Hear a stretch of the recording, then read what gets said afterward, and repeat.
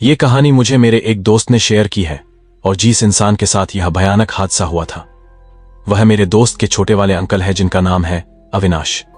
तो मेरा जो दोस्त है वो अपने पूरे परिवार के साथ राजस्थान के जयपुर में रहता है, लेकिन उनका अंकल यानी कि अविनाश जयपुर ना रहकर राजस्थान के भीलवाड़ा रहा है, जहां पर कपड़े बनाने का काफी ज्यादा कारोबार होता है। तो वहां पर एक कपड़े बनाने की फैक्ट्री में वो सुपरवाइजर का काम करते हैं। अविनाश काफी पढ़े लिखे हैं और वो कभी भी भूत प्रेत जैसी चीजों पर विश्वास नहीं करते हैं। जब उनके सामने कोई ऐसी बातें करता है तो उनके ज़हन में तो वो उसे मूर्ख कहने लगते हैं। लेकिन एक बार अविनाश के साथ एक ऐसी घटना घटित होती है जिसके बाद वो आज तक उस सदमे से बाहर नहीं निकल पाए हैं। आज भी वो उस जगह की ओर जाते हैं तो उनके मन में भय बैठ जाता है।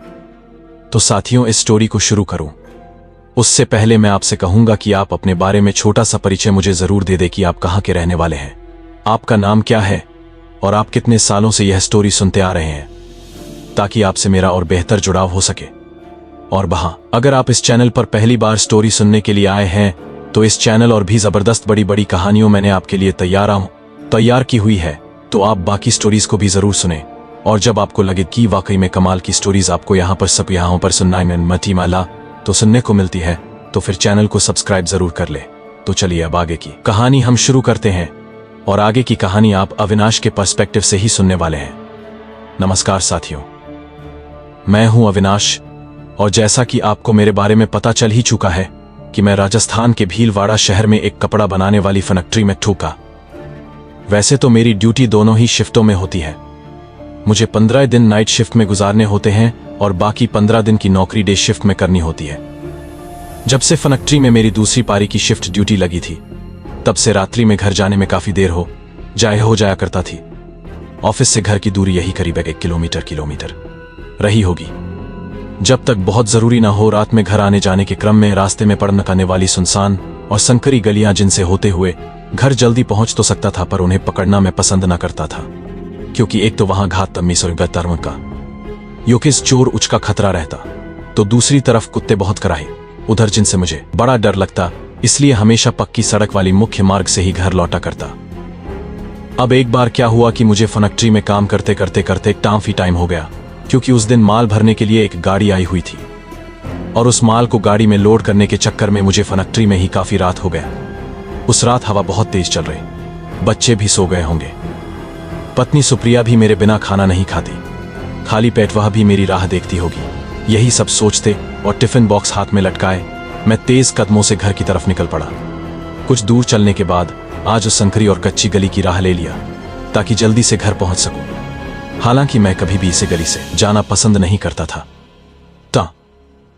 जिसका कारण मैंने आपको पहले ही बताया है, लेकिन क्योंकि उस दिन मैं काफी लेट हो गया था तो मजबूरन मुझे उस गली के रास्ते को पकड़ना पड़ा।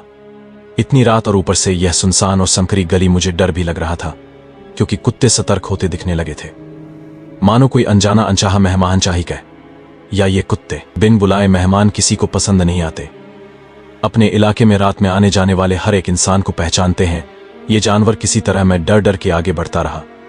चोरों का ख्याल मन में आते ही शादी में मिली वो कलाई घड़ी खोलकर जेब में मकी ली। सासू मां की अमानत व घड़ी उनकी आन बान पूछ ही लिया करती थी। सुनहरे रंग की उस घड़ी की उच्च गुणवत्ता से सभी को परिचित कराने में गौरवान्वित महसूस करते उनके चेहरे पर उठता वो चमक देखते ही बनता था। नहीं चाहता था कि मेरी पूजनीय सासू मां के मन को तनिक भी ही सारे मामी खोद दनी ठेस पहुंचे। घर गली में भीतर की ओर बढ़ने पर अब वह और संकरी हो चली थी। इतनी सकरी कि 2 से 3 आदमी एक साथ आ जाए तो आगे पीछे होकर चलना पड़ता। फिर सड़क कच्ची भी थी और कहीं कहीं से टूटी फूटी, सो अलग बड़े धैर्यवान होंगे इस गली के निवासी जो इन रास्तों से रोज आते जाते होंगे। मैं महसूस कर रहा था कि 2 चीजें इस वक्त तेजी से चल रही है। एक तो मेरे दिमाग में बिना सिर पैर की बातें, और दूसरे गली में बढ़ते मेरे कदम। थोड़ा चलने के बाद एक मोड़ आया जहां एक मस्जिद पड़ता था।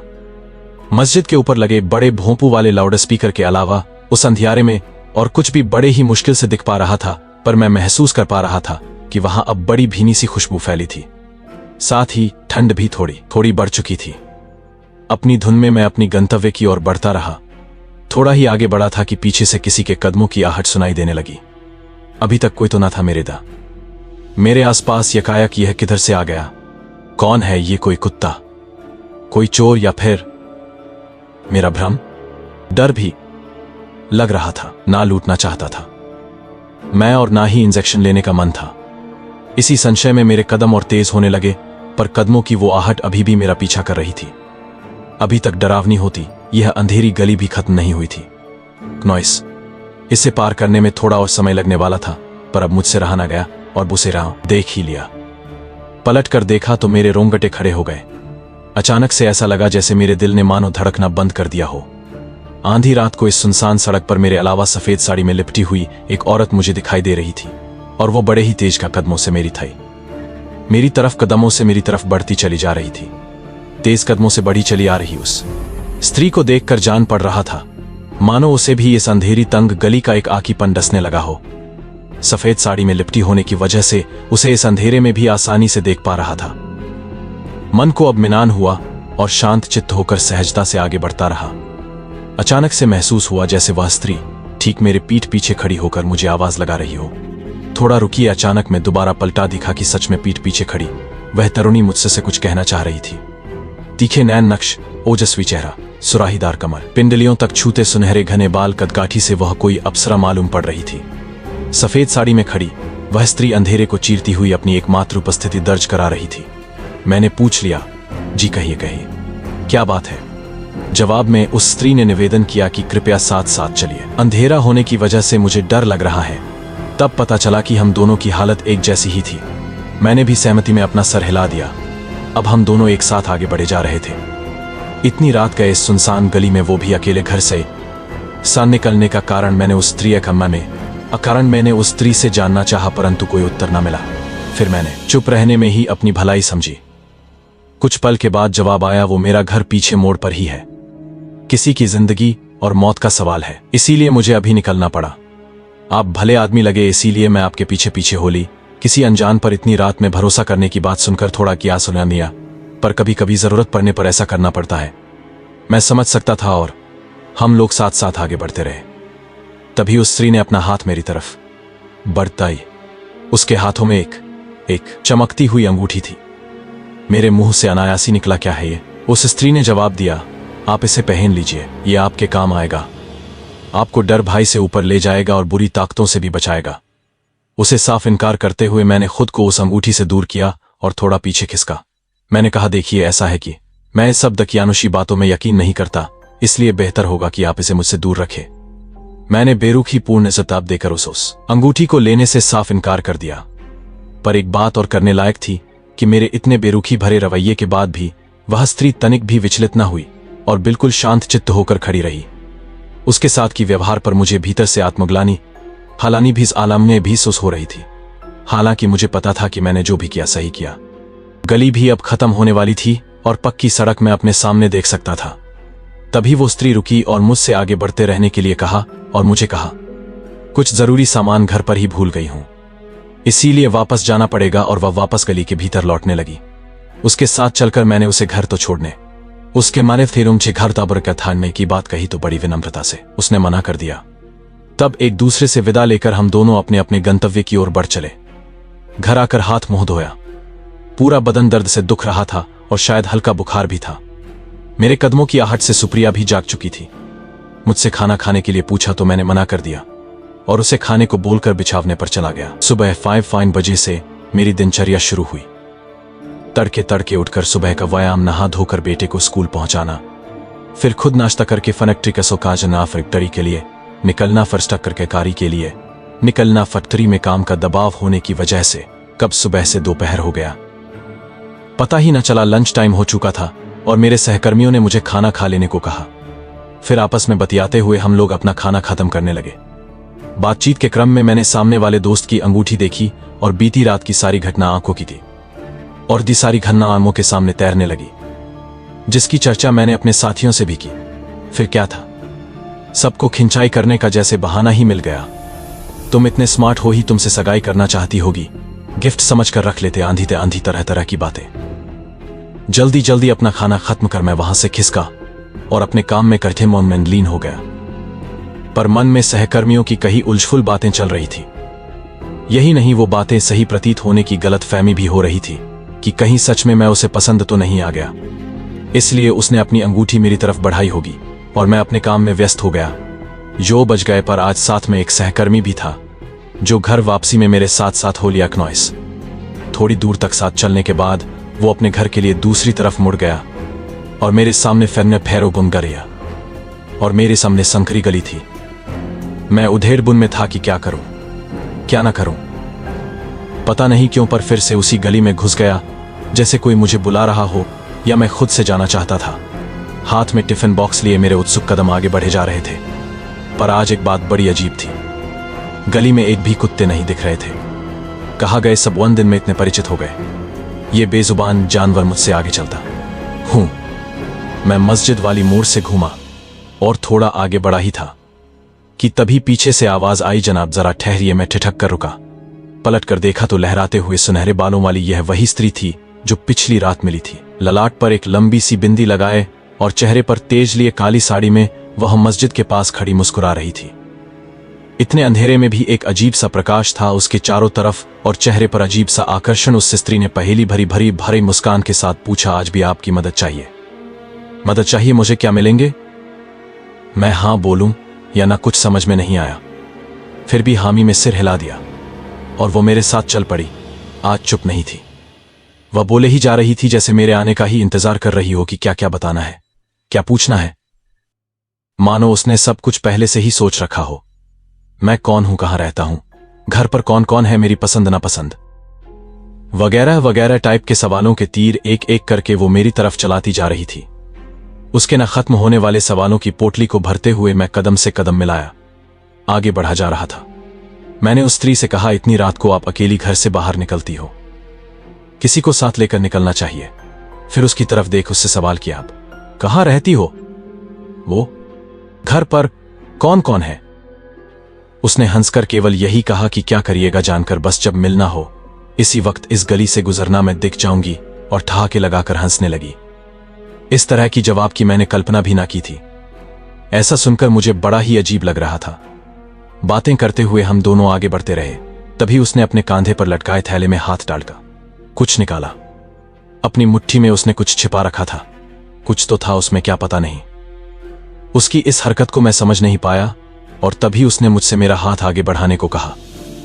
उसकी बंद मुट्ठी की तरफ देख मैंने प्रश्न किया, क्या है इसमें? मुस्कुराकर वह मुझसे मेरा हाथ आगे करने का जिद करती रही। जब उसने अपनी बंद मुट्ठी न खोली तो मैंने भी साफ साफ इनकार करते हुए कहा, हम लोग जानते ही कितना है एक दूसरे को, और ऐसे ही किसी अनजान से बंद मुट्ठी से मैं तो कुछ ना लूं। जब मैं नहीं माना तो अंतत उसने अपनी मुट्ठी खोली। उसकी हथेली में वही चमक थी, हुई अंगूठी थी जिसे पिछली रात मुझे पहनाने का असफल प्रयास किया था। मैंने उसे समझाया कि अगर आप दिन में यह देती तो मैं शायद लेने के लिए सोचता भी, पर इतनी रात गए और ऊपर से यह अंगूठी देखने में ही बहुत कीमती लगती है, इसलिए आप मुझे माफ करें। मैं इसे बिल्कुल भी नहीं ले सकता, मैं इसे बिल्कुल भी नहीं ले सकता। मेरा नाम में जवाब सुनकर उस स्त्री की आंखें तंज हो गई। अजीब तरीके से घूरती हुई निगाहों से मेरी तरफ देखते हुए उसने कहा कि मैं आपकी पूरी जिंदगी खुशहाल बनाना चाहती हूं और आप हो कि अपनी अभावपूर्ण जिंदगी से बाहर निकलना ही नहीं चाह रहे। अपनी तीखी होती आवाज से उसने कहा, आप इस अंगूठी को एक बार पहनकर तो देखो, आपको एक नई और बिल्कुल अलग ही दुनिया दिखेगी, सारे दुख तकलीफों से ऊपर। पर मैं अपनी ही बातों पर अडिग रहा और उसकी एक भी बात सुनने या मानने को तैयार ना हुआ। ऐसे करते करते हम दोनों गली के आखिरी छोर पर पहुंच गए। अचानक वह स्त्री बिल्कुल एक जगह स्थिर हो गई, पर मुझे आगे बढ़ते रहने को कह खुद वापस अपने घर लौटने के लिए मुड़ी। तो मैंने प्रश्न किया, क्या हुआ, आप वापस क्यों जा रही है? मेरे प्रश्न का बिना कोई उत्तर दिए वह लौटने लगी। उसका ऐसा रवैया मुझे बड़ा ही विचित्र लगा कि जब उसे कहीं जाना ही न था तो आखिर क्यों आई मेरे साथ गली के इस छोर तक। हां, ओह, लौटते वक्त मुझे केवल एक बात कह गई कि जब कभी मिलना हो या ये अंगूठी चाहिए तो इस गली से गुजरना, मैं आपको मिल जाऊंगी। मैं कुछ न बोला और तेजी से उस गली से बाहर निकल मुख्य मार्ग पर आ गया। बाहर स्ट्रीट लाइट की दूधिया रोशनी से समूचा सड़क नहाया हुआ था। रात के सन्नाटे में उस सड़क पर इक्का दुक्का लोग ही आते जाते दिख रहे थे, पर मैं अब थोड़ा राहत महसूस करने लगा था। जो कुछ भी अभी घटित हुआ उसे लेकर मन में 100 सवाल भी उठ रहे थे। गली को पीछे छोड़ मैं कंक्रीट वाली मुख्य सड़क पर निकल तो आया, पर उस स्त्री की उलझाऊ बातें मेरे को, उसकी मंशा क्या थी? उस अंगूठी में ऐसी क्या ही बात थी जो मुझे पहनाने की खातिर जिद पकड़कर बैठ गई। वह हर बार गली के मुहाने तक आकर आखिर वह वापस क्यों लौट जाती रही। मैं हाँ बोलूं या ना कुछ समझ में नहीं आया। फिर भी हामी में सिर हिला दिया और वो मेरे साथ चल पड़ी। आज चुप नहीं थी, वह बोले ही जा रही थी जैसे मेरे आने का ही इंतजार कर रही हो कि क्या क्या बताना है, क्या पूछना है। मानो उसने सब कुछ पहले से ही सोच रखा हो। मैं कौन हूं, कहां रहता हूं, घर पर कौन कौन है, मेरी पसंद नापसंद वगैरह वगैरह टाइप के सवालों के तीर एक एक करके वो मेरी तरफ चलाती जा रही थी। उसके न खत्म होने वाले सवालों की पोटली को भरते हुए मैं कदम से कदम मिलाया आगे बढ़ा जा रहा था। मैंने उस स्त्री से कहा, इतनी रात को आप अकेली घर से बाहर निकलती हो, किसी को साथ लेकर निकलना चाहिए। फिर उसकी तरफ देख उससे सवाल किया, आप कहां रहती हो, घर पर कौन कौन है। उसने हंसकर केवल यही कहा कि क्या करिएगा जानकर, बस जब मिलना हो इसी वक्त इस गली से गुजरना, मैं दिख जाऊंगी, और ठहाके लगाकर हंसने लगी। इस तरह की जवाब की मैंने कल्पना भी ना की थी।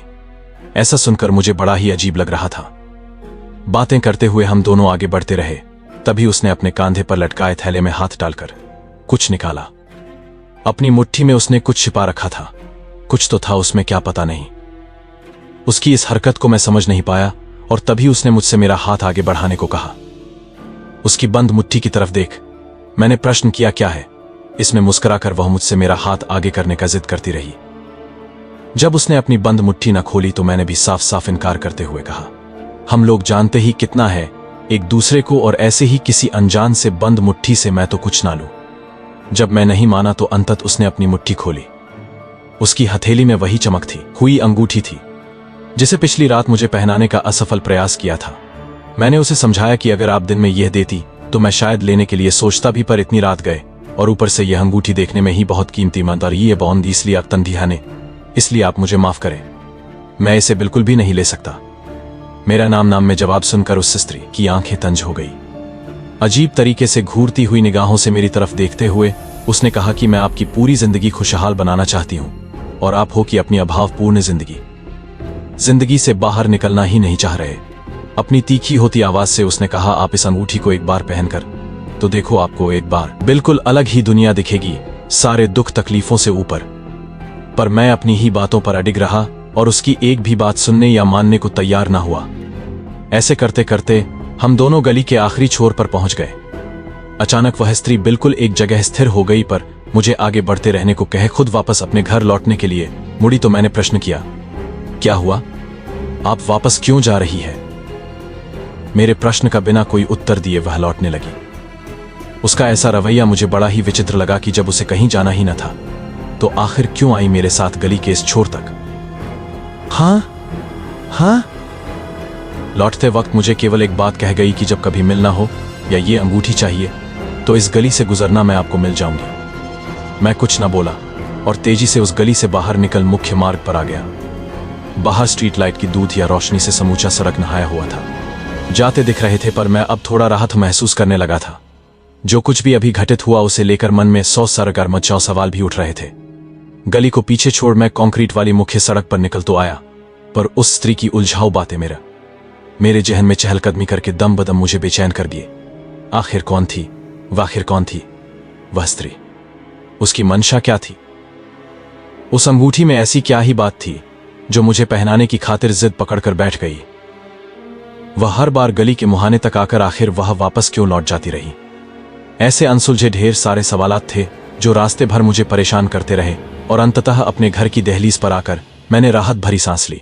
घर पहुंचकर उन फालतू की बातों से तो निजात मिला, पर अब सदीद जो ने मुझे अपने कब्जे में करतफे में मुझे अपने कब्जे में जकड़ लिया था।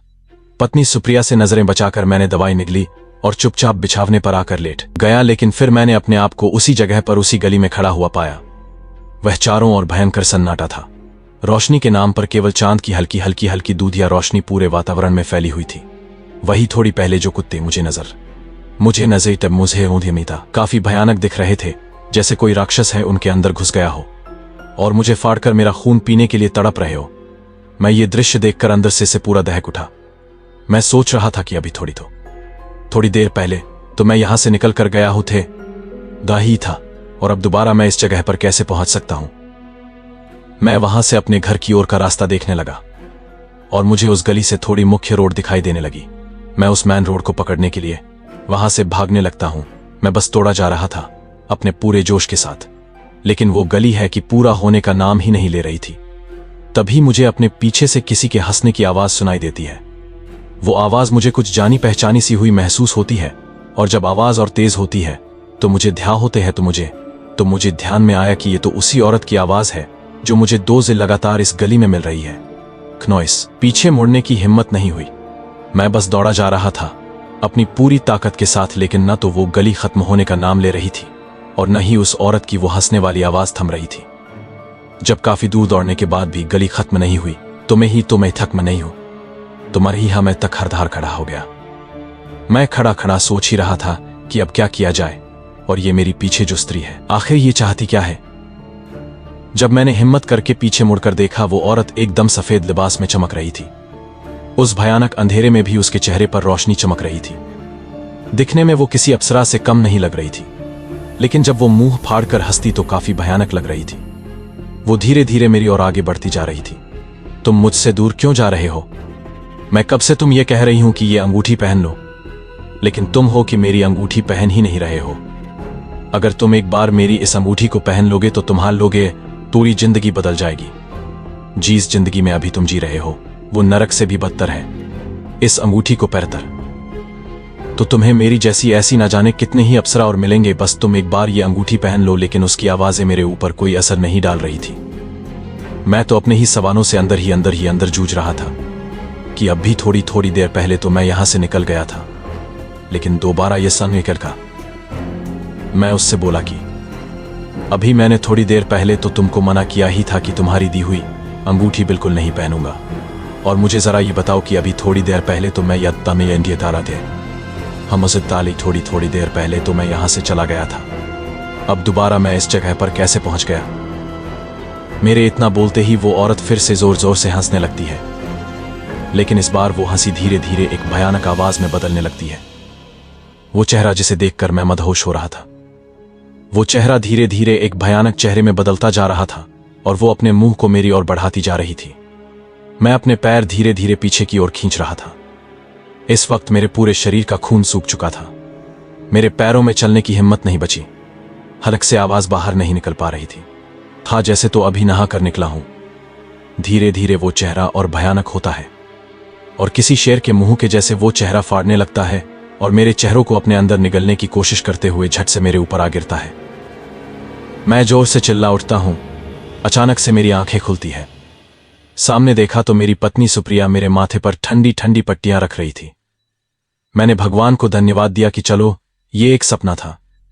मुझे लगा कि आज तो मेरी जान सच में निकल गई है।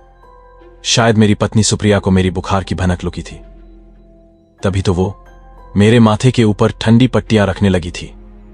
अचानक मुझे ऐसे घबराते हुए देखकर सुप्रिया ने कहा, 2 दिनों से आपकी तबीयत नासाज लग रही है, कल चलकर किसी अच्छे डॉक्टर से दिखा लीजिए। सुप्रिया की बातों के जवाब में मैंने केवल हाँ में सिर हिला दिया और आंखें मूंद कर सोने की कोशिश करने लगा। उसने भी फिर आगे कोई टोका टाकी नहीं की। अगली सुबह नींद खुली तो ज्वर से तो निजात मिल चुका था, पर सिर भारी सिर तमया, इसलिए आंखें मूंद निठाल साहब बिस्तर पर ही पड़ा रहा। सुप्रिया ने ही फिर बच्चों को तैयार कर उन्हें स्कूल पहुंचाया। लौटकर जब वह वापस आई तो रसोई के काम जुट गई। मैं अभी तक बिस्तर पर ही उम्मीदें पड़ा हुआ था। आज काम पर भी जाना मुश्किल ही लगा। पत्नी की निगाहें रसोई से मेरी थाह लेती रही, और अपने काम निपटा कर वह मेरे सिरहाने आकर बैठी और बोली, कुछ बात है क्या? पिछली 2 रातों से आपको परेशान देख रही हूं। जैसे उसे मेरे साथ बीती सारी बातों की ताह लग चुकी थी। मैंने भी कुछ छुपाना मुनासिब न समझा और बीते 2 रातों से उस गली में घट रही सारी घटनाओं को जस का तस बता डाला। सारी बातें सुन सुप्रिया के स्मित चेहरे पर चिंता की लकीरें उभरने लगी थी, पर अपने अजाब को भीतर छिपाया और उसाप कर उसने मुझे चिंता न करने की सलाह दी और वापस से गृह कार्य में तल्लीन हो गई। मैं भी पल के झां पर बिछावने पर लेटा रहा। थोड़ी ही देर बाद सुप्रिया की आवाज लगाने से मैंने अपनी आंखें खोली। नहा धोकर तैयार हो जाइए, मैंने घर पर किसी को बुलाया है। मेरे पूछने पर उसने बस इतना कहा कि जब आए तब खुद ही देख लीजिएगा। सच में घंटे भर बाद दरवाजे पर किसी की दस्तक हुई। ओ, अलख निरंजन घर की चौखट पर खड़े कुल पुरोहित की आवाज लगाने से मैंने उधर पलट कर देखा। पत्नी सुप्रिया ने उन्हें घर के भीतर बुलाकर उनका आदर सत्कार किया और बैठने के लिए आसन दिया, पर कुल पुरोहित की ने आसन दिया। पर कुल पुरोहित की नजर जैसे मुझ में कुछ तलाश रही थी। बड़े ध्यान से वह मुझे ही घूर रहे थे। सुप्रिया ने पुरोहित जी के आगे जलपान परोसा और पेट भर भोजन कराया। तत्पश्चात मेरी तरफ देख इशारे से उन्हें कुछ बताने की कोशिश करने लगी। क्नॉइस पर जैसे कुल पुरोहित की टोनहाई आंखों ने मेरे मन की सारी बातें पढ़ ली थी और पल के ढाप उन्होंने सुप्रिया को शांत रहने का इशारा किया। वो मुझसे बोले, बेटा, पिछले रातों में घटी सारी बातें मुझे विस्तार से जाननी है। मैंने भी फिर कुछ नहीं छुपाया और हर एक बात विस्तार से उन्हें बता दी। सारी बातें सुन कुल पुरोहित के चेहरे पर तिरकता साफ झलकने लगी थी, पर संयम से काम लेकर उन्होंने अपने चित्र की निर्मलता को भंग न होने दिया। आंखें मूंद कुछ देर अंतर ध्यान रहे और फिर थैले से मुट्ठी भर भूत निकालकर मेरे लाट पर मल दिखारे। मेरे इलाही में समीप बैठी सुप्रिया की कौतुक निगाहें अनिसमया अनिमेष उन्हें निहारती रही। कुछ पल कमरे में सन्नाटा पसरा रहा और फिर कुल पुरोहित की बातों से उसमें जाग पड़ गई। पुरोहित जी ने बताया, तुम्हारी मुलाकात एक जिन्न से हुई थी, जिसके बाद थोड़ी देर तक वहां सन्नाटा पसरा रहा। पुरोहित जी ने गंभीर होते हुए आगे बोलना शुरू किया। गली का आखिरी छोर ही उसका अंतिम दायरा था, इसीलिए वह उससे आगे नहीं बढ़ पाई। हवा में फैली वो भीनी खुशबू या अचानक से ठंड का वो एहसास और कुछ नहीं, उस जिन्न की उपस्थिति का प्रमाण था। अपनी अंगूठी के माध्यम से वह तुम्हें उस पार लौकिक दुनिया में लेकर जाना चाहती थी। अगर भूल से भी तुमने वो अंगूठी पहन ली होती तो बड़ा अनिष्ट हो जाता। उनकी बातें सुन मैं भीतर तक कांप उठा था। सुप्रिया ने मेरा हाथ थामकर मुझे शांत किया। पुरोहित जी ने बताया, अब भयभीत होने वाली कोई बात नहीं, खतरा टल गया है। पर हां, एक बात का हमेशा ध्यान रहे कि चाहे कुछ भी हो जाए, रात्रि में भूलकर भी उस गली में कदम मत रखना। अभी तक उस जिन्न ने तुम्हें अपनी सुंदरता और प्यार के आकर्षण से मात्र अंगूठी के सहारे अपने साथ ले जाने का समय बड़े खुशकिस्मतली वहां पहुंच गए, इसीलिए वह कुछ ना कर पाया और उसे खाली हाथ लौटना पड़ा। पुरोहित जी की बातों पर मैंने उन्हें टोक कर पूछा, पर पुरोहित जी, उस गली में तो इतने सारे लोग रहते हैं, उन सब का क्या? प्रश्न सुनकर पुरोहित जी मुस्कुराए और मेरी तरफ देखते हुए कहा, अच्छा ये बताओ, क्या तुमने उस गली में उस स्त्री में नली में उस स्त्री के सी इंसान को देखा था? फिर अपने प्रश्न का जवाब खुद ही देते हुए उन्होंने कहा, नहीं ना पता है। क्यों? क्योंकि उस गली में रहने वाले लोगों को इस बात की जानकारी पहले से ही है, जिसकी वजह से रात्रि में कोई नहीं निकलता सिवाय कुत्तों के। पुरोहित जी को बीच में ही रोकते हुए मैंने कौतूहलवश उनसे प्रश्न किया। पुरोहित जी, एक बात मुझे बड़ी अजीब लगी। पहले दिन जब मैंने उस गली में प्रवेश किया तो ढेर सारे कुत्ते मुझ पर भौंक रहे थे, पर अगले दिन जब मैं फिर से उस गली में घुसा तो कुत्तों का नामो निशान भी ना था। तो क्या वो सब उस स्त्री का भा बाई का मुआन्नोशन भी ना था? वो बोले, तुम थे मजाल। कहते कहते मैं चुप हो गया। वो बोले, तुमने सही समझा, वह उस स्त्री यानी जिन्न का भ्रमजाल ही था। जिन्न बहुत शक्तिशाली होते हैं, वह किसी पर भी अपना प्रभाव आसानी से छोड़ सकते हैं और बड़ी आसानी से किसी को भी अपने वश में कर सकते हैं। तुम भाग्यशाली हो कि उसके चंगुल से बचने से, और हो सके तो कुछ दिन के लिए अपनी शिफ्ट ड्यूटी सुबह के लिए अच्छी लगवा लो ताकि शाम होने से पहले ही घर लौट सको, पुरोहित जी ने हिदायत देते हुए कहा। फिर पुरोहित जी ने अपने थैले में हाथ डालकर कुछ निकाला, पर इस बार वह अंगूठी नहीं थी, एक ताबीज थी। उस पर मंत्र फूंक कर उन्होंने उसे मेरी तरफ बढ़ाया। इस बार मैंने उन्हें मना नहीं किया, बल्कि अपनी बाह आगे बढ़ा दी। उन्होंने मंत्रोच्चारण के साथ उस ताबीज को मेरी बाजू पर बांधते हुए कहा, इसे हमेशा बांधा रहते हो, चाहे कुछ भी हो जाए, उतारना मत। फिर हम पति पत्नी को सदा सुखी रहने का आशीर्वाद देकर पुरोहित जी चले गए। मैं ठहरा पढ़ा लिखा और ऊपर से शहर में रहने वाला इंसान जिन्न या भूत प्रेत जैसी बातों पर मैंने आज तक कभी यकीन नहीं किया।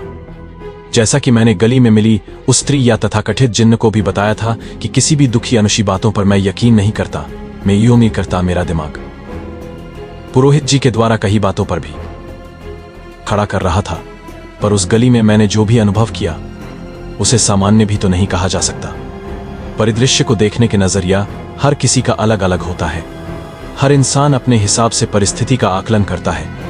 यह जरूरी भी नहीं कि वह आकलन हर बार सच्चाई से मेल खाता ही हो। अब क्या सच है और क्या असत, यह न तो मैं जानता था और न ही पुरोहित जी, ये तो सिर्फ ईश्वर को ही पता था, या फिर उस स्त्री को पर एक बात तो थी। पुरोहित जी के तर्क भरे उत्तर से उस गली में घटी सिलसिलेवार घटनाओं और उस स्त्री मांगेसल बारे में मेरे मन मस्तिष्क में उठते ढेरों मेरा मसालों पर अब विरासत ले हालांकि चुका था। हालांकि पुरोहित जी की बातें सुन मैं बहुत डरा हुआ था, जिसकी वजह से भूल कर भी अब उस गली में जाने की मेरी हिम्मत ना थी। आज उस घटना के करीब 10 साल होने को है। उस गली के पास से मैं अनेकों बार गुजरना हूं, पर आज भी भीतर जाने की हिम्मत नहीं होती। मन मस्तिष्क में बस यही एक सवाल घूमता है कि सच में वह स्त्री थी या जिन्न। तो दोस्तों, आज की हमारी ये स्टोरी यहीं पर कंप्लीट होती है, और जो कहानी आपने सुनी है वो मेरे दोस्त के अंकल के साथ रियल में घटित हुई है। तो वही कहानी जो मेरे दोस्त ने मेरे से बताई थी, मैंने उसी को आपके साथ शेयर किया है, और मुझे आप पर पूरा का पूरा यकीन है कि आपको ये स्टोरी काफी पसंद आई होगी। अगर फिर भी आपको कुछ समस्या लगती है तो फिर मुझे कमेंट बॉक्स में ज्वाला बताएं। मैं आपके कमेंट को जरूर पढ़ूंगा, और जल्दी ही नेक्स्ट स्टोरी आपके सामने आने वाली है। तब तक के लिए आप भी उसका वेट कीजिए, और अपना ख्याल रखिए और दूसरों का भी ख्याल रखिए। अक्सर ऐसी बातें करी जाती है कि जो पेड़ होते हैं वह हम इंसानों को बहुत सारी चीजें देते हैं, लेकिन आज ना मैं आपको कुछ अलग ही बताने वाला हूं कि जो पेड़ होते हैं ना, ऐसे बहुत सारे पेड़ होते हैं जो इंसान की जान भी ले लेते हैं, गिर के नहीं, बिल्कुल भी नहीं। ये बात कुछ अलग है। ऐसी ही एक पेड़ की बात मैं आज आपसे करने वाला हूं, जहां पे ऐसा ना समझिए कि यहां पे रात को नहीं जाना चाहिए। कोई ऐसी कहानी है, यहां पे दिन में भी नहीं जाना चाहिए। इसके आसपास कदम भी नहीं रखना चाहिए, क्योंकि यह इतना ज्यादा खौफनाक है। ये ओडिशा के मंगलाजोड़ी गांव में है। यह एक पेड़ है, एंड जो हॉरर एक्सपीरियंस जिस इंसान को हुआ था, उस बूढ़े इंसान को पता ही नहीं था कि एक पेड़ की तरफ वह अपनी छांव के लिए जा रहा है, लेकिन उसके बदले में उसको क्या मिलने। उसको कुछ भी भनक भी नहीं थी कि उसकी जिंदगी में आगे क्या होने वाला है। उसको नहीं पता कि इस पेड़ के काले सायों में ऐसी कौन सी प्रेत आत्मा भटकती है, जिससे एक बार अगर किसी इंसान की मुलाकात हो जाए तो उसका बचना नामुमकिन होता है। यह जो हादसा है, यह ओडिशा के अंदर साल 2000 हादसा इतना ज्यादा प्रभावी था कि जो छोटे छोटे बच्चे थे वो स्कूल में जाने से भी मना कर रहे थे। वो कह रहे थे कि हमको घर से बाहर ही नहीं निकलना है। क्या हुआ था वो हादसा, वो आज आपको इस वीडियो में पता चलेगा। अब ये वीडियो या मत चलेगा। अब ये वीडियो शुरू करने से पहले ऐसे ही your horror mysterious and historical video देखने के लिए सब्सक्राइब कर दीजिए इस चैनल को। And guys, according to our YouTube analytics, ऐसे 81% लोग हैं जो कि हमारा इस समय वीडियो तो देख रहे हैं, लेकिन उन्होंने सब्सक्राइब नहीं किया है। गाइस प्लीज नीचे सब्सक्राइब मी खैमा नहीं कर प्लीज सब्सक्राइब। गाइस प्लीज नीचे सब्सक्राइब बटन है, प्लीज उसको दबा के, पता नहीं जो भी रंग का होता है वह कर दो, एंड उसके साथ साथ बेल आइकॉन को भी दबा देना, ताकि आपको हमारा नोटिफिकेशन आता रहे हम जभी भी अपनी नई वीडियो डालें। अब ये कहानी शुरू होती है। आज की कहानी माधव की है, जो कि कई सालों पहले मंगलाजोड़ी गांव में आया था, जो कि उड़ीसा में है। एक्चुअली ऐसा बताया जाता है कि इस कहानी में जो माधव था वह शहर में रहा करता था, लेकिन वहां पे उसका बहुत ही ज्यादा भारी नुकसान हो गया था, जिसकी वह भरपाई नहीं कर पा रहा था। And he was having no choice. उसका ऐसा लग रहा था कि अब इस शहर में मेरा रह के कोई मतलब ही नहीं है। उसने अपने परिवार वालों से थोड़ी बात करी, एंड उसके परिवार वालों ने कहा कि क्यों ना हवन, हम लोग गांव में कहानी करी, वहां पे हमारा घर तो है ही, हम वहीं पे जाके रह लेते। सब लोग ने एग्री किया। माधव ने भी बोला, अपने दिल पे पत्थर रख के उसने बोला कि चलो ठीक है, हम लोग जाते ही गांव में जाके हम लोग बच जाएंगे। कुछ वक्त के लिए, जब तक सब चीज ठीक ना हो जाए, वो लोग अभी गांव में आ गए थे। धीरे धीरे देखते देखते अभी ना चीजें सुधर रही थी। उसके परिवार में भी उसके परिवार वाले ना धीरे धीरे खुश भी हो रहे, क्योंकि माधव ने अभी गांव ने कैरों में जाके छोटा मोटा कुछ ऐसा बिजनेस खोल लिया था, एंड उसके मेस पे परिवार वाले थे डेफिनेटली हैप्पी कि चलो कम से कम गांव में आके कुछ तो फायदा हुआ। लेकिन ये जो फैसला था ना माधव का, यह जो उस परिवार की खुशी थी, यह भी बस कुछ ही भी पल में मातम में बदलने वाली थी। सुकेश, अब यह एक बार की बात है कि माधव अपना सब काम वगैरह खत्म करके साइकिल से अपने घर की सैक्स्टा में स्टाले अपने घर की ओर से जा रहा था। सब काम खत्म हो गया है, घर पर जाना है, उसे साइकिल चला रहा है। नॉर्मली शाम का समय है, लेकिन कुछ चीजें अभी बिगड़ेगी। जब वह साइकिल से जा रहा था, ना अपने घर के और तो फिर ना आसपास बहुत सारे लोग थे जो वह देख सकता था। फिर उसको ना याद आए कि अरे यार शाम का समय हो रहा है, लेकिन मुझे ना घर जल्दी पहुंचना है, उसके दोस्त ना उसको कुछ दिनों पहले बोला था कि तेरे घर जाने का एक शॉर्टकट रास्ता है, तू उसको कभी भी अपना सारे कट्टा एंड धोखा भी। फिर उसने बोला चलो ठीक है, वैसे भी जस्ट अभी शाम ही हुई है, ऐसा नहीं कि आंधी रात का समय है तो एक्सपेरिमेंट करना चाहिए कि नहीं करना चाहिए। मैंने बोला शाम का समय, एवरीथिंग इज फाइन। फिर उसने अपनी जो साइकिल है ना, वो एक दूसरे रास्ते के और मोड़ ली, जिस रास्ते की तरफ कोई भी नहीं जा रहा था। जैसे उसने अपनी जो साइकिल है उसने उस साइकिल है उसने इस रास्ते की और मोड़ी, सारे गांव वाले उसको देखने लग गए कि जैसे कि यह इंसान क्या कर रहा है, कहां जा रहा है। माधव ने भी थोड़ा सा गौर किया, अरे यह लोग मुझे ऐसा क्यों देख रहे हैं यार, क्योंकि गाइस एक और एक चीज है वहां पर डिफरेंट थी। वह जिस रास्ते से जा रहा था ना, उस रास्ते पर उसके अलावा कोई भी नहीं था। वो चाहे एकदम दूर देखें या फिर आसपास देखें, सिर्फ और सिर्फ से खोना कोई भी नहीं था। अभी गुजर साइकिल चलने के बाद माधव को एक चीज का एहसास हो रहा था कि अभी ये जो रास्ता है ना, ज्यादा देर तक के लिए लाइक बचा नहीं है, बस 10 और 15 मिनट और मैं अपने वो नॉर्मल वाले रूट पे वापस पहुंच जाऊंगा। अब ले चलते ना वारे जाए। वो बहुत ही ज्यादा उस जगह पे थे ना, उस जगह पे आसपास कोई लोग भी नहीं दिख रहे हैं, सब एकदम शांत है, सन्नाटा है, कोई भी नहीं है रास्ते में। बट स्टिल उसको रास्ते में थोड़ा ही करीब में खेत में उसको एक आलीशान सा पेड़ दिखा। इतना बड़ा पेड़ है एंड उसने बोला भाई बहुत अच्छी छांव है यार, यहाँ पे अभी तो शाम हो रही है, एकदम सनसेट वाला है सब चीजें एंड धूप भी काफी है, गर्मी हो रही है, थक भी चुका हूं मैं। फिर उसने बोला कि थोड़ी देर के लिए मैं रेस्ट कर लेता हूं। भाई मेस्टा वैसो ने तोड़ उसने साइकिल ली एंड साइकिल लेने के बाद उस पेड़ के छांव के पास रख दी एंड खुद भी अपना जो कपड़ा था गमछा का उसको बिछा के वो उसके ऊपर जाके बैठ गया। अब बैठने के बाद वो छांव इतनी ज्यादा ठंडी लग रही थी उसे कि उसको धीरे धीरे करके नींद आने लग गई। उसने बोला चलो ठीक है, एक एक आध झपकी तो ले ही सकता हूं, मैं इच्छता हूं, मैं इच्छता मुझसे दब ठीक होगा, कुछ ऐसा गलत तो होने वाला है नहीं। उसके जैसी ही झपकी लगी, वैसे ही ऊपर से कुछ गिरने की आवाज आई और वो उसके हाथ पे गिरा। उसने अपनी आंखें खोली एंड देखा तो उसके बाजू में ही एक सिंदूर की इतनी सी बॉक्स था, एक सिंदूर का डब्बा था। उसे देखा, उसने बोला आसपास तो कोई भी नहीं है, ये ऊपर से कैसे गिर गया एंड पेड़ के ऊपर से सिंदूर की डिब्बी, इट्स ए वेरी लाइक इसका कोई भी लिंक ही नहीं है, ये सिंक नहीं हो रहा है बिल्कुल भी। फिर उसने ना वो सिंदूर की डिब्बी खोलने की कोशिश करी, वो खोल नहीं रही थी। फिर तो थोड़ा झटके से खोला तो वो पूरा सिंदूर माधव के आंखों में चला गया। अब माधव को थोड़ी देर के लिए सब कुछ एकदम धुंधला धुंधला सा लगने लग गया था। वो आसपास अपनी साइकिल को ढूंढने लग गया था क्योंकि उसके साइकिल में ही एक थैली थी एंड उस थैली के अथाल एक पानी की बोतल थी। वो पानी की बोतल रिया पानी का बोतल ढूंढ रहा था। कैसे कैसे करके उसने साइकिल ढूंढी, थैली ढूंढी एंड उसमें से एक पानी की बोतल निकाली। पानी की बोतल निकालने के बाद उसने अपने मुंह पे थोड़ा सा वो पानी को छेड़का एंड देन नो थोड़ा सा।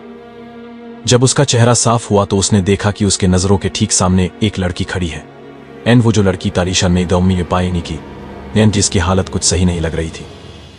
वो कोई गांव की लड़की नहीं लग रही थी, लड़की तो थी, उसके जो कपड़े थे बहुत एकदम ही पुराने टाइप के लग रहे थे। ऐसा लग रहा था कि इस लड़की के साथ कुछ तो गलत हुआ है, शायद से एटलीस्ट एक्सीडेंट ही हुआ होगा, इसके लिए उसकी हालत ऐसी है। माधव ने फिर उसको पूछा कि आप ठीक हो? उस लड़की ने कुछ जवाब नहीं दिया। उसने बोला कि आपकी मैं कुछ मदद कर सकता हूं, फिर भी उसने कुछ नहीं बोला। माधव को थोड़ा सा शौक लगने लगा। फिर कुछ देर बाद माधव ने उसको वापस से पूछा, मैं आपको कहीं पर छोड़ दूं? आपकी कुछ सहायता कर सकता हूं मैं? वो लड़की फाइनली थोड़ी सी हिली एंड वो भागते हुए उस पेड़ के पीछे जाकर छुप गई। माधव थोड़ी देर के लिए ऐसा हुआ कि मतलब ये क्या हो गया, इसने मेरे सवाल का जवाब नहीं दिया एंड वो पीछे जाके छुप गई। फिर माधव ने थोड़ी देर के लिए अपना चेहरा ऐसा पीछे करके देखा कि वो लड़की गई कहां है। उसने देखा कि वो लड़की उस पेड़ के पीछे छुपी हुई है, अपनी गर्दन को बाहर निकाल के माधव को देखकर हंस रही थी, जैसे कि वो माधव को किसी बात के लिए चिढ़ा रही हो। माधव ये सारी चीजों को देखकर बहुत ही ज्यादा भी घबरा उठा था, एकदम डर गया था वो कि ये सब कुछ हो क्या रहा, क्योंकि अब वो लड़की पूरी तरीके से छिप चुकी थी। अब उस पेड़ के पीछे उसने अपनी गर्दन भी हटा ली थी। फिर उसने बोला, मैं भी जाके देखता हूं कि ये लड़की का ये किस तरीके का खेल खेल रही है, मेरी जिंदगी के साथ। वह गया भागते हुए उस पेड़ के पीछे ने देखा तो वहां पर कोई भी नहीं था। कोई भी नहीं, आसपास नजरें घुमा रहे हैं, वहां पर कोई भी नहीं है। पेड़ के ऊपर से एक आवाज आई। उसने ऊपर की तरफ देखा एंड वह लड़की ऊपर ही थी, बैठी हुई थी, नीचे की तरफ देख रही थी। उसके हाथ और उसके मुंह से लहू टपक रहा था, जो कि सीधा माधव के चेहरे पर जाकर लग रहा था। माधव बहुत ही एकदम अलग ही तरीके से वो एकदम घबरा उठा था कि ये क्या हो रहा है। अभी उसके साथ आसपास कोई भी नहीं दिख रहा है। चिल्लाया जा रहा था मदद के लिए, लेकिन कोई भी नहीं देख रहा था उसे, क्योंकि वहां पर असलियत में तो कोई था ही नहीं।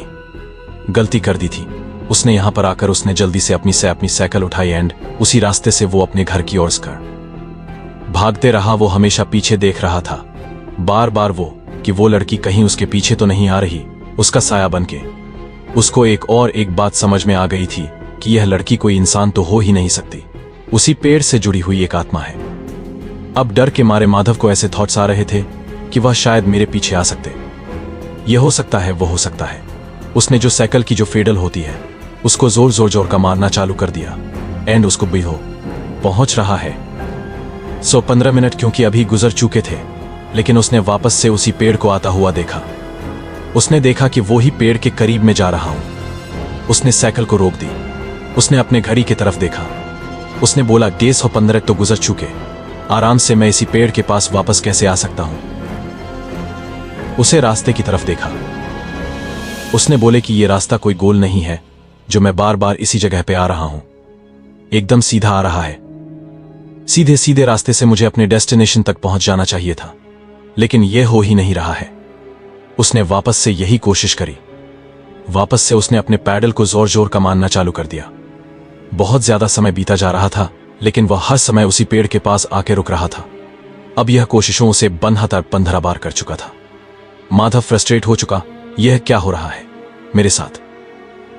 मैं आपको बताता हूं, ऐसे बहुत सारे एंटिटीज होते हैं जिसके साथ अगर आपकी भेंट मुलाकात हो जाए तो उस समय आप चकवा का शिकार बन सकते हो।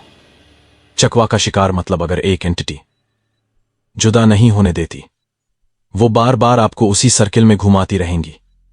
आपको ऐसा लगेगा कि आप आपके डेस्टिनेशन तक पहुंच रहे हो, लेकिन वो नहीं होगा। आप सिर्फ उसी के करीब आते जाओगे। जितनी कोशिश करोगे आप उसके करीब आते जाओगे, और यही माधव के साथ भी हो रहा था। वह एक चकवा में फंस चुका था। अब बार बार एक चकवा का शिकार होने के बाद महत्व पूरी तरीके से थक चुका, यानी ही वासलाइक खुपर है। उस प्रेत आत्मा को अगर मेरी जान लेनी है तो ले लो, मैं थक चुका हूं अभी।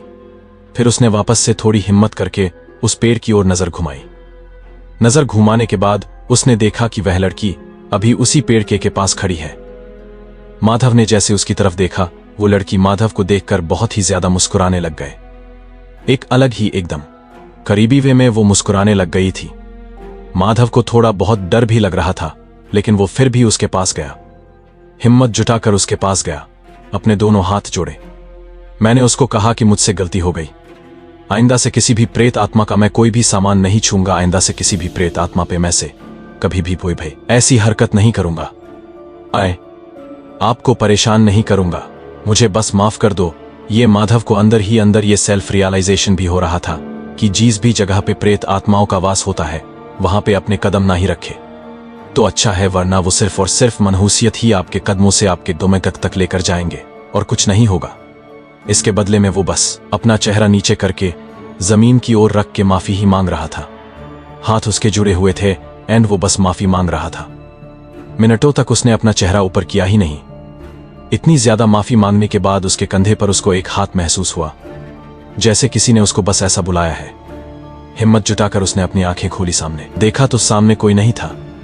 पीछे देखा तो पीछे बहुत सारे गांव वाले थे। फिर माधव ने उनको बताया कि क्या क्या चीजें हुई है। देन उन गांव वालों ने बोला कि अभी तो बेटा हम आप तक बुड्डान मोर उंगा कन्नी ताली, तो बेटा हम आपको कुछ नहीं कहेंगे, लेकिन यहां से निकलना हमारी पहली प्रायोरिटी होनी चाहिए। हमारा पहला काम है कि यहां से हम लोग सही सलामत बाहर निकले। फिर माधव उन्हीं के साथ वापस चला गया अपने घर। जब वो सारे गांव वाले माधव को उसके घर पे छोड़ने जा रहे थे ना, तो फिर रास्ते में हुए एक गांव का सदस्य बाहर आया। उस क्राउड में से उसने कहा कि माधव, आपने जो भी देखा वो सब कुछ सच है, इसमें से कुछ भी झूठ नहीं है। जो चकवा था वो भी सच था। जो इतना आप घूम रहे थे वह भी सच था। जो लड़की को आपने देखा वह भी सच था। यह सारी चीजें कोई और नहीं बल्कि उसी पेड़ का जो एक काला साया है वही करवा रहा था। उस पेड़ में एक भटकती हुई प्रेत आत्मा रहती है जो कि कई सालों पहले उसने वहां पे जाके अपनी मौत को अपना लिया था। वहां पे जाके उसने आत्महत्या कर ली थी। हम आत्महत्या करने के दौरान उसने अपने को बहुत ही ज्यादा टॉर्चर किया था। अपने सारे लहू को अपने हाथों में राचा, सब पे रगड़ दिया था उसने। ऐसे करते करते उस पेड़ के हर एक टहनियों में उसका गम छुपा हुआ है, उसका दर्द है। वहां पे वो पूरे पेड़ को कैप्चर कर चुकी है। पूरा साया उसके ऊपर ही है, वहीं पे उसकी आत्मा भटकती है। ऐसा बताया जाता है कि उस लड़की ने पूरे गांव में लाइक हमेशा दुखी देखा है। उसने अपनी पूरी जिंदगी में दुखी देखा है एंड इसी वजह से वो आने जाने वाले लोगों को भी दुख देना चाहती है। सबको सिर्फ दुख में हाजा, सबको मैं ही देखना चाह, सबको सिर्फ दुख। एंड यही चीज शायद से वो आपके साथ भी करना चाहती थी। इसीलिए इस रास्ते में कोई भी नहीं आता जाता। आप भी जब जा रहे होंगे इस रास्ते से आपने भी देखा होगा कि इस रास्ते पे ना बंदा था ना बंदे की जात। क्यों? क्योंकि यहां पे जाना हमारे लिए एकदम रिस्ट्रिक्टेड है, मना है ये। लेकिन आइंदा मत करना। शाम हो जाने के बाद या फिर सुबह में या दोपहर में या रात में नहीं जाना चाहिए, क्योंकि ये लड़की आपको और आपकी जिंदगी को सिर्फ एक खेल समझेगी। जहां तक आपके घर पे पहुंचने का सवाल है तो आप घर पे कैसे भी पहुंच सकते हो, कितना भी वक्त लगे। कोई शॉर्टकट मत आजमाओ, क्योंकि एक छोटे रास्ते से आपके घर पर जाने की कीमत आपको सिर्फ एक ही चीज से देनी होगी, और वो है मौत से। इस पूरे हादसे में इसके बाद माधव इतना ज्यादा घर उठाता, इतना ज्यादा डर भासा और मुखाता, इतना ज्यादा डर गया था कि अभी उसको कई दिनों तक के लिए बुखार चढ़ चुका था। एक्चुअली गाइस, आजकल ऐसा होने लग गया था उसके साथ कि जब भी वह अपने पल को बंद करता था तो उसके नजरों के सामने सिर्फ और सिर्फ वह लड़की होती थी, वही पेड़ वाली लड़की। एंड वह माधव को देखकर मुस्कुरा रही होती थी। माधव ने फिर वही किया, उसे सब चीजों को भूल गया वो। एंड उसने बोला कि अब से जब भी मैं अपने घर पे आया करूंगा तो मेरे लिए कोई भी शॉर्टकट एग्जिस्ट ही नहीं करता।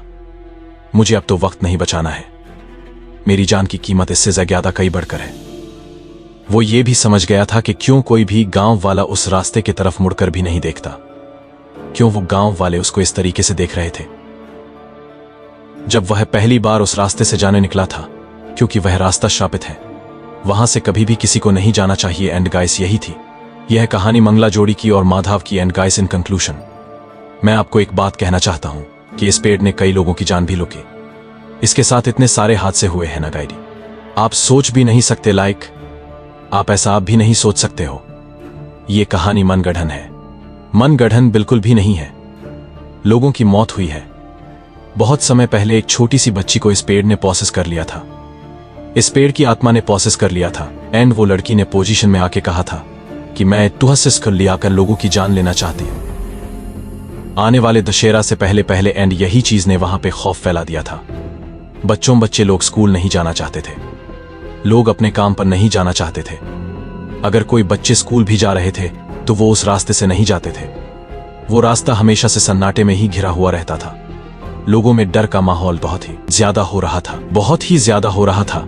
एंड ऐसा देखते देखते, क्योंकि कई 7 लोगों की मौत ऑलरेडी हो चुकी थी उस पेड़ की इर्द गिर्द। एंड गाइस, फिर इतना ज्यादा डर का माहौल देखने के बाद फाइनली किसी ने ठाना कि ये पास पेड़ को मैं काट दूंगा। जिस लड़के ने इस पेड़ को जिस लड़के ने इस पेड़ को काटने की मदद करी थी, काफी दिनों बाद खून की उल्टी करके वह लड़के की भी मौत हो गई। कहा जाता है कि वह लड़का उस पेड़ का आखिरी शिकार था। अभी पूरी कहानी क्या सिर्फ एक मनगढ़ंत कहानी है या फिर सच्ची कहानी है? कितनी सच्चाई है इस कहानी में, वो तो सिर्फ और सिर्फ एक मिस्ट्री ही बनके बस अब रह जाएगी। क्योंकि गाइस, हर एक गांव में कोई ना कोई ऐसी कहानी होती है। हर एक गांव में कोई ना कोई एक ऐसा तालाब मिलेगा आपको, कोई एक ऐसा पेड़ मिलेगा, कोई एक ऐसा घर मिलेगा जहां पे कोई शाम के बाद जाता नहीं है। हर कहीं ना कहीं पे आपको ऐसे लिंक्स मिलेंगे, ऐसी कहानियों मिलेंगे जो कि गांव वालों ने शायद बनाई हो सकती है, लेकिन कभी कभार गाइस ये सच भी होती है। अब आप बताइए कि मंगला जोड़ी का ये पेड़ जो कि उड़ीसा में है, क्या ये सच्ची घटना पर आधारित है या नकली? पर क्या वहां की जो आत्मा है, उस लड़की की आत्मा, क्या वो अभी भी वहां पर भटक रही है अपनी अगली शिकार को ढूंढने के लिए? हाँ या ना प्लीज कमेंट्स में बता दीजिए। शुक्रिया।